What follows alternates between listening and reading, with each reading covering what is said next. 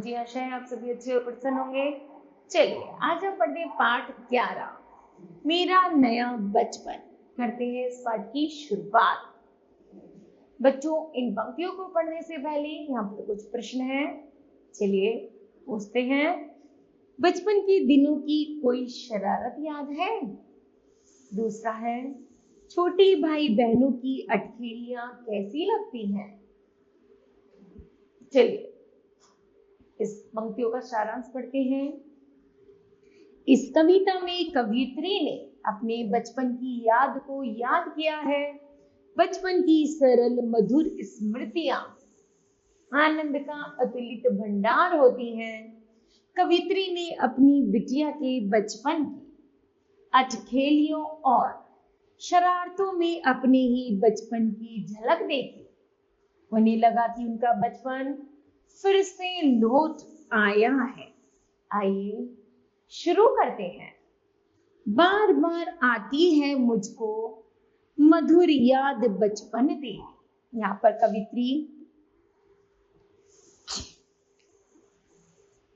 कवित्री कहती है कि बचपन मुझे बार बार तेरी मधुर याद आती है। गया ले गया तू जीवन की सबसे मस्त खुशी में।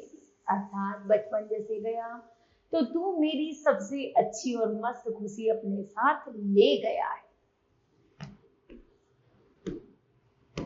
चिंता रहित खेलना खाना, फिरना निर्भय से क्षण। अर्थात बचपन में मैं बिना किसी डर के, बिना किसी समय के और बिना किसी चिंता के हमेशा खाना पीना खेलना, केवल यही मेरा कार्य था।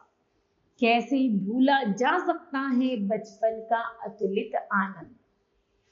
रोना और मचल जाना भी क्या आनंद दिखाते थे। कवित्री कह रही है जब बचपन में हम रोते हैं, मचल जाते हैं, बिगड़ जाते हैं तो उनमें भी मुझे बहुत आनंद आता था।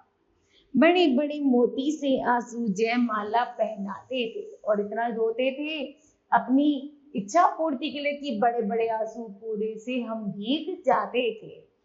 मैं रोई, माँ काम छोड़कर आई, मुझको उठा लिया, झाड़ पोंछकर चूम चूम कर गीले गालों को सुखा दिया।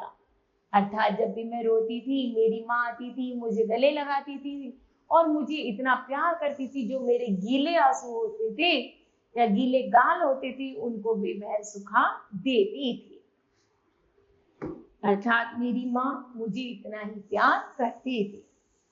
आजा बचपन एक बार फिर दे दे अपनी निर्मल शांति, व्याकुल व्यथा मिटाने वाली वह अपनी प्रकृति विश्रांति। अर्थात कवित्री कह रही है एक बार बचपन, मुझे तेरी इतनी याद हो रही है, मैं इतनी व्याकुल हो रही हूँ कि तू एक बार फिर से आ जा और मैं उसी बचपन को दोबारा जीना चाहती हूँ, देखना चाहती हूँ और दोबारा खुश रहना चाहती हूँ।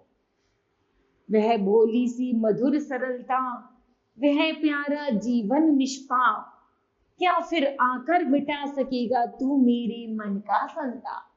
और कवित्री कह रही है बच्चों कि जैसे ही बचपन में जो यादें होती है वो बहुत ज्यादा भोली होती है, मधुर होती है और निष्पाप होती है। अर्थात उनके मन में कोई द्वेष भावना नहीं होती। उनके मन में तो केवल लड़ लिए और उसके अगले पल ही खाकर अपना जीवन सुख में बना लिया।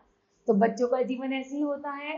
तो कवित्री कह रही है कि मुझे एक बार फिर उसी बचपन की याद आती है और मुझे वही बचपन जीना है। मैं बचपन को बुला रही थी, बोल उठी बिटिया मेरी, नंदन वंशी फूल उठी है छोटी सी कुटिया मेरी। अर्थात मैं अपने बचपन को इतनी याद कर रही थी कि तभी मेरी छोटी सी बिटिया बोलती है और जैसी वो बोलती है तो मेरा जो घर है वो एक नंदन वन की फुलवारी बन जाता है। माँ आओ कहकर बुला रही थी, मिट्टी खाकर आई थी, कुछ मुंह में कुछ लिए हाथ में, मुझे खिलाने लाई थी। जैसे मैं अपने बचपन याद कर रही थी तभी मेरी छोटी बेटिया मेरे पास आती है। वो कुछ मिट्टी तो खा रही थी, कुछ हाथ में लाई थी और कह रही थी माँ देखो ये आप भी खा लो, क्योंकि बचपन ऐसा ही होता है। मैंने पूछा, यह क्या लाई? बोल उठी, यह माँ का ओ। हुआ प्रफुल्लित हृदय खुशी से। जब मैंने अपनी बेटी से पूछा, बेटा क्या है, तो बेटी ने तुतलाते हुए काओ कि खाओ, तो मेरा मन उसे सुनकर और भी ज्यादा खुशी से झूमने लगता है कि यह वही बचपन है जो मैंने जिया था। मैंने कहा, तुम ही खाओ। पाया मैंने बचपन फिर से, बचपन बेटी बन आया। उसी मंजुल मूर्ति देखकर मुझ में नवजीवन आया। और जिस तरह मैंने अपनी बेटी से कहा कि ये जो है वो तुम ही खाओ, तो उसे देखकर मुझे ऐसे लगा कि मेरा बचपन अब लौट आया है और मैं अपनी उस छोटी सी बेटी में वही मूर्ति नजर आने लगी जैसे मैं अपने बचपन में किया करती थी। मैं भी उसके साथ खेलती, खाती हूँ, तुतलाती हूँ। मिलकर उसके साथ स्वयं मैं भी बच्ची बन जाती हूँ। कवित्री करी आगे, जिसे खोजती थी बरसों से, अब जाकर उसको पाया। भाग गया था मुझे छोड़कर, वह बचपन फिर से आया।